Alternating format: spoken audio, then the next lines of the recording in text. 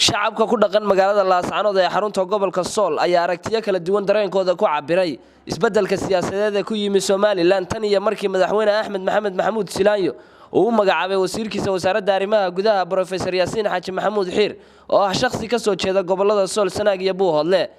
cuqaal waxgarad aqoon-yahan dhalinyaro iyo maamulka heer gobol iyo kan degmada oo la hadlay TV-ga bulsho ayaa ka warbixiyay waxqabadka muuqda uu muujiyay wasiir Yaasiin Xaaji Maxamuud Xiir Faratoon oo ay ka xuseen soo afjaridda colaadihii ka tagnaa degmada Ceelaf Weyn ee gobolka Sanaag colaadii muddada badan ka aloolsanay deegaanka Dharkeen ee gobolka Sool wax ka qabashada arrimaha amniga ee gobolka Sool magacaabida maamul heer gobol iyo kan degmada oo markii ugu horeysay uu magacaabay shakhsiyaad gobolka ka soo jeeda si loo xakameeyo dhibaatooyin amni darro oo muddo dheer gobolka ku soo noqnoqonayay waxaana hadaladoodii ka mid ahaa sida tan siyaasadda gobolada bariga intii wasiirka wasaaradda arrimaha gudaha loo magacaabay Professor Yaasiin Xaaji Maxamuud Xiir wax badan baa qabsoomay haddaan in yaroo kaftama ku horeysiiyo dadka gobolada bariga ka taga ama ka soo jeeda badanaa wasaaradda loo magacaabi jiray ama wasaaradda reer miyiga ama wasaaradda boosta wasaarado dee loola kala waa dhigi marka garadyada la eego dhiiga unbay ahaan jireen taasoo kolay qof walba ama siyaasadii walba isaga qofkii ama dadkii fuli lahaa war maxaaba naloo haya dee wasaaradda boosta noo haysaane ama wasaaradda deegaanka iyo duurjoogtay nima yahow muxuu ahaa hawshaasi wax noo cuntamaya maaha intii wasiirka arrimaha gudaha la magacaabay wasaaradda daakhiilka gobolada bariga wax weyn baa iska bedelay gobolada bariga khaas ahaan gobolka Sool way ka ugu tahay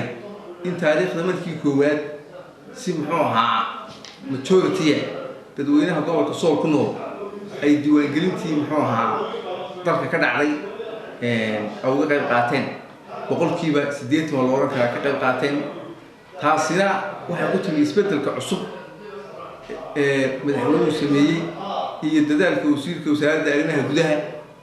oo muxuu ahaa waana u mahadnaqayaa bahda bulsho TV oo ah TV dhexdhexaad ah Professor Yaasiin Xaaji Maxamuud Xiir markuu noqday wasiirka wasaaradda arrimaha gudaha wuxuu qabtay wax badan oo wax qabad ballaaran wuxuu wax ka taray oo wax weyn ka qabtay nabadgelyadii dadka walaalaha ah ee wada degi jiray sida degmada Ceelaf Weyn ee gobolka Sanaag iyo sida deegaanka Dharkeen iyo Dabataag oo dadkii walaalaha ah dhex galay heshiisiyay iyo sida horumarka ballaaran ee amniga ah iyo qabadka mashaariicda ballaaran oo dalka dhan u taray waxaan oran karnaa waa markii ugu horeysay oo dadka Sool Sanaag iyo Buuhoodle ay helaan wasaarad mugle oo miisaan leh waxa weeyaan wax weyn baa iska bedelay ay sababtu tahay waxa jiray waxyaalaha ay goboladan tirsanayaan oo aad muddo in hore loogu dhaqaaqay oo xagga golayaasha wasiirada golaha wasiirada ah muddo kooban ayuu horta wasiirku joogay muddada kooban waxaan oran karaa guulo waaweyn buu gaaray nabadgelyada gobolka Sool wax badan buu ka qabtay waa nin gobolka u dhashay waa nin kala garanaya dadka waa nin deegaankiisii iyo dadkiisii garanayay sidoo loo macaamilay garanayay wax badan buu hoos u dhameeyay iyadoo aan media iyo waxyaabahaas dadku ay iska shacshaciyaan aan ka hadlin ayuu wax badan hoos u dhameeyay gobolka Sool iyo Soomaaliland ba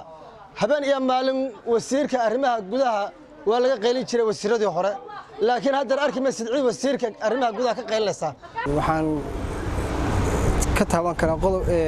oo soo qaadan karaa gobolada bari aad bay saamigooda aad bay meeshaasi ka sulugsanaayeen markii wasiirka arrimaha gudaha Jamhuuriyadda Soomaaliland ay heleen iyagoo waliba wax tabayaan oo saamigooda aysan wali qaadan haddana waxaan ku way ku qanceen wasiirka wasaaradda arrimaha gudaha Soomaaliland Professor Yaasiin Xaaji Maxamuud Xiir Faratoon ayaa Soomaaliland ka soo qabtay xilal kala duwan waxaana uu baal dahab kaga jira siyaasiyiinta farakutiriska ee saameynta ku leh siyaasadda Soomaaliland kana soo jeeda goboladani Sool Sanaag iyo Buuhoodle Samiir Siciid Bile Muqbaaya xorta ee bulsho TV Laascaanood